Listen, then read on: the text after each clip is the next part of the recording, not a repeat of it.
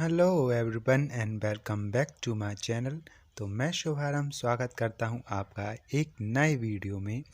आज जो मैं वीडियो लेकर आपके लिए आया हूं वो है एक बुक रिव्यू वीडियो, जो बुक मैंने अभी पढ़ी है। और हाँ, इस बुक का इंग्लिश लैंग्वेज में भी रिव्यू मेरे चैनल पर अपलोड है। आप चाहें तो डिस्क्रिप्शन बॉक्स में जाकर उस लिंक पर क्लिक कर सकते हैं।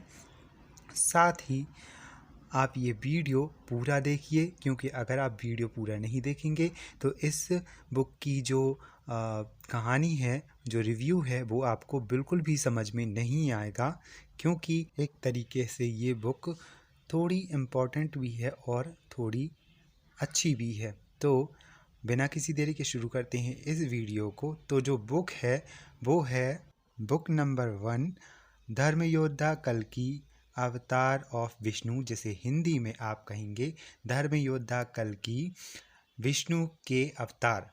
ये बुक केविन मिशेल ने लिखी है और ये एक पौराणिक कथाओं से प्रेरित काल्पनिक उपन्यास है। सच कहूँ तो मुझे किताब से बहुत उम्मीदें थीं, पर कुछ उम्मीदें पूरी हुईं और कुछ नहीं। तो इस कहानी में बुक में कीकटपुर के बाहरी इलाके में एक छोटे से गांव में रहने वाली कल्कि हरि के इर्द गिर्द ये कहानी घूमती है। कल्कि जन्म से ही एक सुपर हीरो है, हालांकि वह अपनी ताकत और विरासत अपने जीवन के उद्देश्य से अनभिज्ञ है। दूसरी ओर कीकटपुर के राज्य पर शासन करने वाला कली एक दुष्ट और राक्षसों के कुल से संबंधित है। कल्कि अच्छाई और बुराई के बीच युद्ध की घटित और दिल दहला देने वाली घटना की कहानी है। कथानक में कल्कि पुराण और महाभारत सहित भारतीय पौराणिक कथाओं के विभिन्न संदर्भों को शामिल किया गया है। यहाँ कल्कि हमारा एक नायक है, भगवान विष्णु के 10वें अवतार के रूप में निरूपित है। लेखक ने एक मनोरंजक और आकर्षक कहानी आपके सामने बनाने के अथक प्रयास किए हैं, जिनमें वो फलदायी भी साबित होते हैं और अन्य व्यर्थ भी साबित होते हैं। पात्रों का वर्णन या चरित्र चित्रण आकर्षक और आश्चर्यजनक ढंग से किया गया है। पात्रों को धीरे धीरे और स्थिर रूप से बनाया गया है ताकि पाठक उनसे जुड़ सकें और उनमें अपना जुड़ाव महसूस कर सकें। पुस्तक के अंत में दिए गए विवरण कथा में वर्णित विभिन्न जनजातियों को समझाते हुए, जिनमें राक्षस, यक्ष, असुर आदि शामिल हैं, साजिश को समझने में फ़ायदेमंद साबित होते हैं।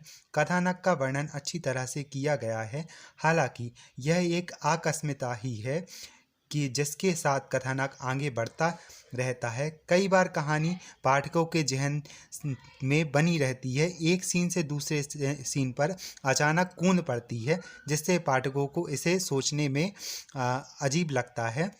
भाषा सरल और स्पष्ट है, लेकिन व्याकरण दयनीय रूप से है। त्रुटियों में प्रोनाउंस और नाउंस को अनुचित रूप से वाक्य निर्माण का अभ्यास करने के लिए किया गया है।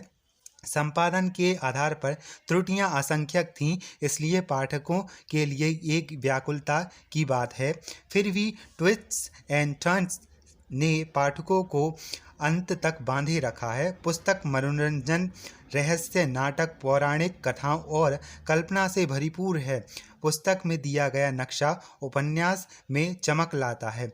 इसमें कोई संदेह नहीं है कि कवर बेहद आकर्षक है और पाठकों को पुस्तक लेने के लिए प्रेरित करता है। ब्लर्ब्स अच्छी तरह से लिखा गया है और संदर्भित संक्षिप्त भी है। शीर्षक पाठकों को थोड़ा भ्रमित अवश्य करता है, क्योंकि पाठकों द्वारा कल्कि की व्याख्या पौराणिक कथाओं के शुद्ध कार्य के रूप में की जाती है, जबकि यह पौराणिक कथाओं से प्रेरित कथा का कम काम करती है, जैसा कि लेखक द्वारा स्पष्ट किया गया है। मैं कुछ लाइन बोलना चाहूँगा। शंभाला के शांत गांव में जन्मे विष्णुपत और सुमति के पुत्र कल्कि हरि को अपनी विरासत के रूप में तब तक कोई जानकारी नहीं थी, जब तक कि वह त्रासदियों और लड़ाइयों के खिलाफ खड़ा नहीं हो जाता, बल्कि भगवान काली की मुट्ठी के नीचे क्रिकेट प्रांत के ओर घूमता रहता है। अपने चारों ओर जीवन के रौंदते हुए मृत्यु के बदनामी को देखता है। वह सीखता है कि वह जिस दुनिया में रहता है उसे शुद्ध करने के लिए पैदा किया गया है, जिसके लिए उसे उत्तर की यात्रा करनी पड़ती है।